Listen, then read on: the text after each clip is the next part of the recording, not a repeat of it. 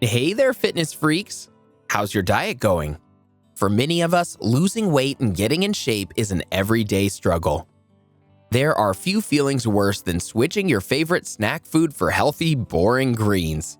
What if I told you not every diet food is as good as you think? Let's talk about some healthy foods that can seriously hurt you. Is milk one of them? How about chicken? Wait a second, do I actually have to cut back on spice? We're talking about all of this and more. Cut back on spice. I know, I'm starting things off with a punch in the gut. Well, a punch in the gut might be an appropriate way to look at it, since spice can actually do a lot of harm to your digestive system. I mean, sure, it can lower your blood pressure, boost your metabolism, and improve circulation, but eating too much will upset your stomach. When you eat a really spicy meal, your stomach acids increase. This causes you to feel pain so much quicker, not to mention rush to the bathroom. On top of that, spice can get in the way of any medication you might be taking. If you're a spice lover who happens to be given a prescription, ask your doctor how your eating habits will affect you. You don't want the next wing night to make you sick. Fruit juice is making you depressed. You heard that right. It's kind of ironic given how happy a glass of juice will make you feel on a hot summer day. The problem is that fruit juice is addictive. A lot of the time, it's so good, you just can't have one. Studies show that 4 or more cups of fruit juice a day can increase your rate of depression. One particular study suggested it could be by as much as 38%. To add to that, fruit juice carries a ton of sugar. A single cup of grape juice carries 38 grams alone. Enough of this leads to obesity, high blood pressure, and diabetes, all of which can make your depression worse. This doesn't mean you need to stop drinking your favorite juice. Just cool it on having so many. Instead of doing 3 or 4, have 1. I know it's hard, but your mental health will improve.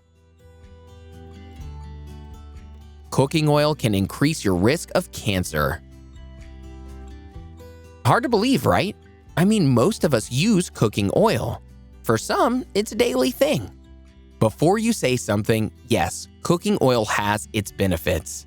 Certain brands offer a whole load of healthy fats. But studies have shown that cooking oil carries chemicals that increase your risk of getting cancer down the road. These chemicals are called phthalates. Phthalates are attracted to fat.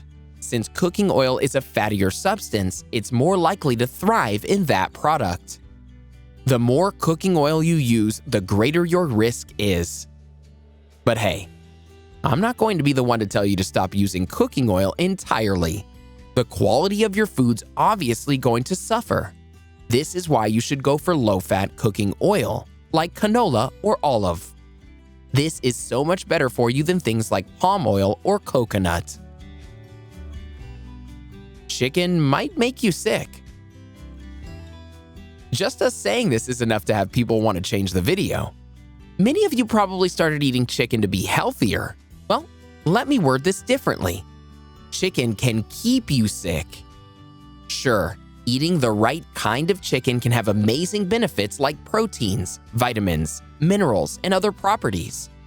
But eating too much has been shown to cause resistance to antibiotics. There's a specific reason for this. When farmers are raising chickens, they pump them with antibiotics. This way they can prevent them from illness while helping them get bigger. But the more secondhand antibiotics people consume from the chicken, the less effect they have on them. This leaves your body with less of a defense against sickness. Poultry that has been infected can also pass the infection on to us. So the next time you're in the grocery store, look for the chicken that's labeled antibiotic-free. Tea can hurt your teeth and bones. This is bound to be another controversial one. Just keep in mind, we're not talking about all tea. Things like green tea can help protect you from cancer, heart disease, and cognitive dysfunction. It's mainly cheap tea brands you want to look out for.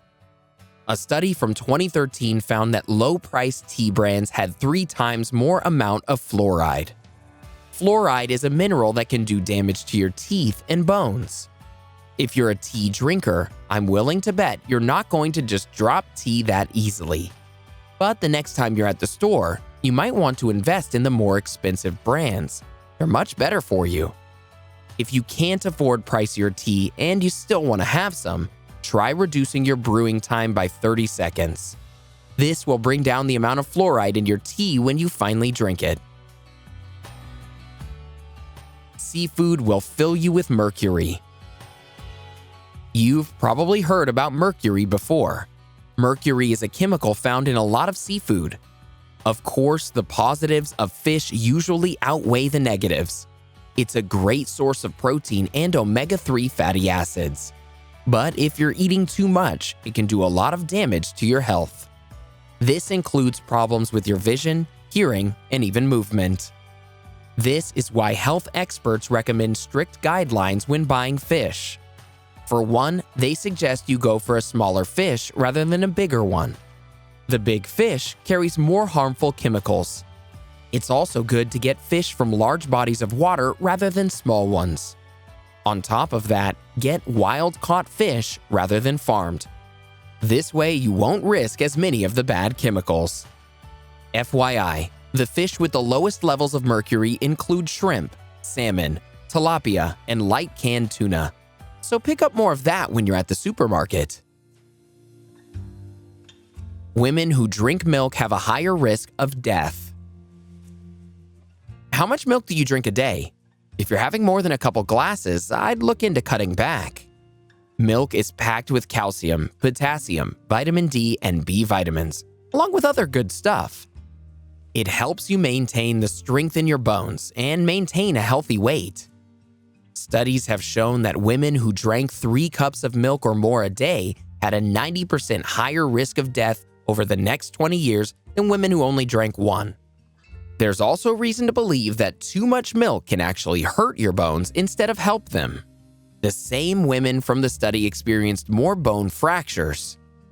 You see, experts know the benefits of drinking calcium, but they don't know what too much calcium can do. Some suggest that the amount of sugar in milk can offset the mineral's positive benefits after you've had enough of it. Brown rice may also increase cancer risk. You may have heard that brown rice is better for you than white rice. While there is a lot of truth to this, you'll want to watch the amount of brown rice you're eating. Have you ever heard of arsenic? Arsenic is a chemical found in different minerals. When rice is grown, it soaks up arsenic from the soil. Brown rice is especially bad for this. If you've been exposed to way too much arsenic, your body is at a higher risk of developing cancer. A lot of experts will have their recommended limit of brown rice. Unfortunately, there isn't just one suggested amount you should have. If you're going to eat brown rice, it may be safe just to have it once in a while. This could be once a week or once every couple. You just don't want to expose your body to a harmful chemical if you can help it. Seaweed may cause thyroid disease. I know what you're thinking right about now. Oh no, I can't have seaweed? I know, bummer, right? While seaweed may not be number 1 on your grocery list, it's still something you should consider eating. You just don't want to have it all the time. Seaweed is one of the rare foods that holds iodine. Iodine is an element used by the thyroid. The problem is that too much iodine is bad for your thyroid. Since seaweed carries so much, your chances of thyroid disease go up the more you eat it. Try watching the amount you eat. You're recommended about 1,100 micrograms a day. If you keep it in the safe zone, seaweed can provide you with a ton of great nutrients. It'll also lower your risk of diabetes and heart disease while helping you lose weight. Wheat bread can still spike your sugar. Much like brown rice, people often eat wheat products as a healthy alternative. The problem with that is not all wheat products are good. Technically speaking, You can just put a little bit of wheat in food and label it a wheat product. That's how easy it is to get away with it. If the product is not 100% whole wheat, there could be enriched flour in the bread. This means carbs, which only lead to a spike in sugar with little to no nutrients. What you need to do is eat more fiber-rich breads that are 100% whole wheat. If you want to cut bread out of your diet entirely, try wrapping your sandwich in lettuce. This way you'll lose calories while still getting a bit of a crunch. Your diet is so important, but of course, you already knew that. Healthy foods with some potential risks are the last thing you need to worry about. There's still a boatload of unhealthy foods out there. Let's keep the conversation going with a couple related videos, shall we? Here's what you need to know. Check out 9 foods experts want you to stop eating immediately. Or how about 9 foods people eat that can kill you? Go ahead, click one, or better yet, watch both and learn more about your diet and how it affects your body. Have you been eating a lot of these foods we mentioned? Would you consider cutting back after watching this video? Let us know in the comments below.